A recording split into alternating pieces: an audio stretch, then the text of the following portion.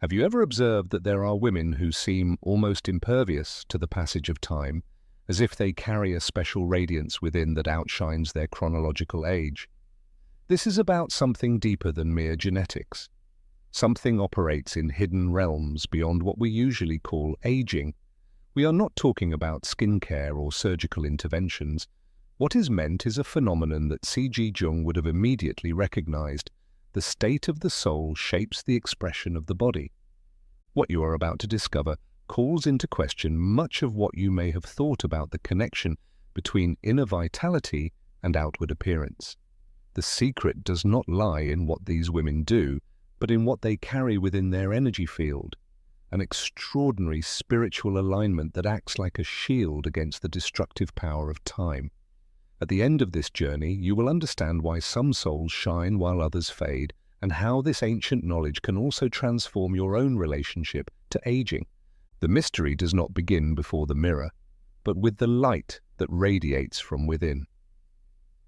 When Jung spoke about the influence of the psyche on outward appearance, he knew that consciousness shapes reality in ways we have almost forgotten today.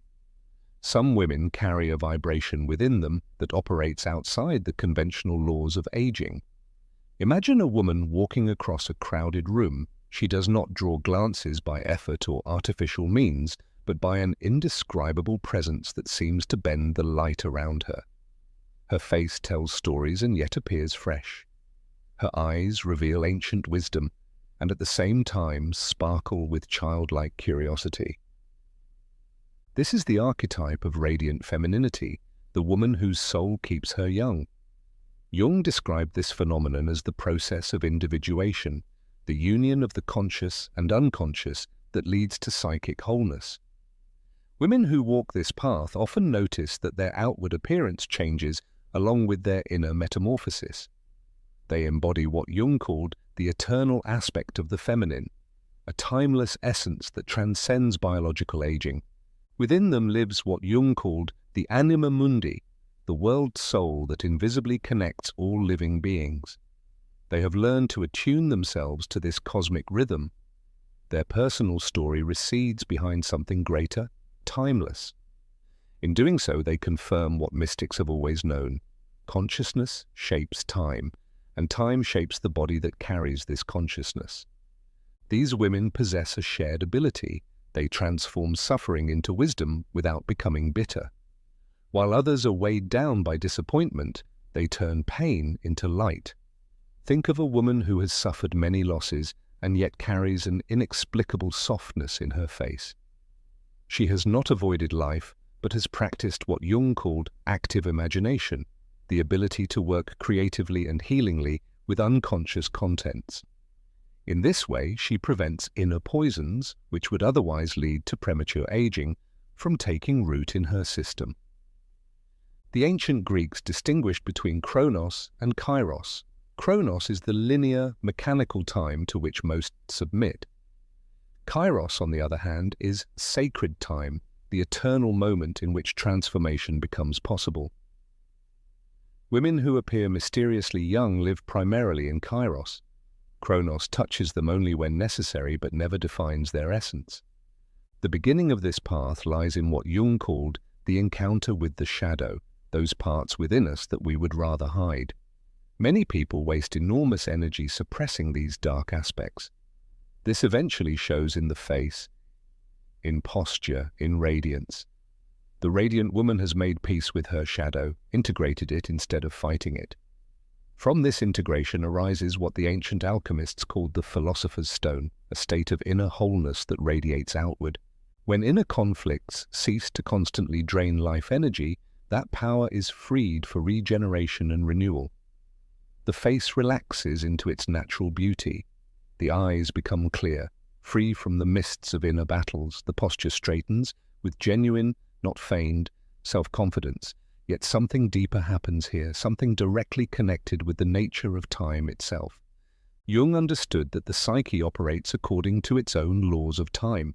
He called this synchronicity, meaningful coincidences pointing to a reality beyond linear causality.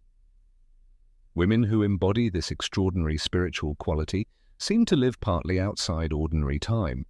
They have developed what Jung called the observing self, a part of consciousness that can distance itself from everyday drama while remaining fully engaged. This inner attitude allows them to observe their own aging process without identifying with it. A paradoxical shield arises precisely because they consciously perceive aging. It slows down. They age as participants, not as victims. Linked to this is what Jung called the transcendent function, the bridge between the conscious and unconscious that makes true transformation possible. This psychological achievement creates a kind of temporal bubble around them in which the usual laws of aging operate differently. Yes, they age, but in the rhythm of their soul's development, not according to the relentless ticking of the clock. Perhaps you yourself have met women with a timeless radiance that makes you question their true age. They move with a dignity born of inner work. Their soul wounds have transformed into strength rather than exhaustion. Their laughter comes from deep layers. Their silence carries peace. Their presence awakens awe at hidden mysteries. Science is only now beginning to understand what Jung sensed decades ago. Research in epigenetics shows that emotions directly influence how genes are activated. Chronic stress accelerates cellular aging. States of inner calm and joy, on the other hand, promote regeneration. Even telomeres, the protective end caps of our chromosomes, biological markers of aging, respond sensitively to our inner state. What Jung called the collective unconscious grants these women access to an inexhaustible source of renewal. They tap into archetypal energies that femininity has carried for millennia. This connection creates something akin to biological grace. Cellular regeneration proceeds faster. The body remains youthful.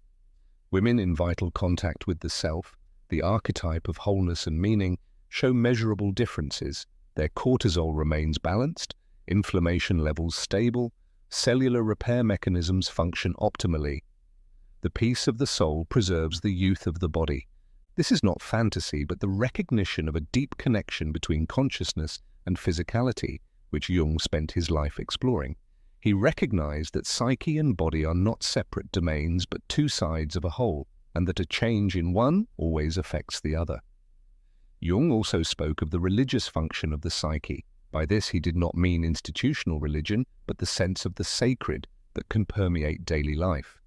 Women who cultivate this sense treat their body as the temple of consciousness. This reverence protects them even on a level we might today call quantum-like. The radiant woman has also learned what Jung called the art of letting die, releasing what no longer serves without clinging to outdated patterns. She knows that each stage of life requires an inner death and rebirth, and passes through these transitions with dignity rather than resistance. While others are burdened by emotional weight, she practices conscious release. She preserves only what fosters the growth of her soul. Everything else she leaves behind before it engraves itself as lines and shadows on her face. This letting go also extends to external expectations and social roles. Jung called this the persona, the mask we wear in everyday life. Those who identify too strongly with it fall into rigid patterns. The radiant woman wears her masks lightly, like clothing adapted to the season. In her psyche operates what Jung called the autonomous complex of the eternal feminine, an inner structure that works independently of conscious will, but always serves the highest growth. This inner principle protects her from becoming rigid when women lose their cyclical, regenerative nature and align themselves only with linear time. Through the transcendent function, she has found a third way. Beyond the opposites of youth and age, beauty and decay, meaning and meaninglessness, in her presence one feels, this woman is friends with time. She does not fight against it. She dances with it. Yes, a field arises in which others sense how the weight of time becomes lighter for a moment. Jung would have recognized in her the archetype of the wise woman, not as an old crone, but as a living embodiment of timeless wisdom. These women have deepened their access to the collective unconscious, to the eternal feminine that is constantly renewing itself. The unconscious continually balances out the rigidity of the ego through dreams, perceptions, and intuitions. In this way, they remain in harmony with their true developmental path and avoid the spiritual stagnation that otherwise accelerates aging. The extraordinary spiritual quality of these women is ultimately the harmonious integration of many of Jung's ideas. They have achieved what Jung called the union of opposites, the balance of masculine and feminine energies within themselves, the integration of light and shadow, the acceptance of strength and vulnerability. This inner marriage acts like psychological alchemy, transforming everything it touches. Their faces become living mandalas, symbols of inner wholeness, which Jung understood as the natural expression of the self. The symmetry of their features is not the result of genetic fortune, but of a balance achieved through conscious inner work. The light in their eyes reflects the integration of all parts of the personality into a harmonious whole.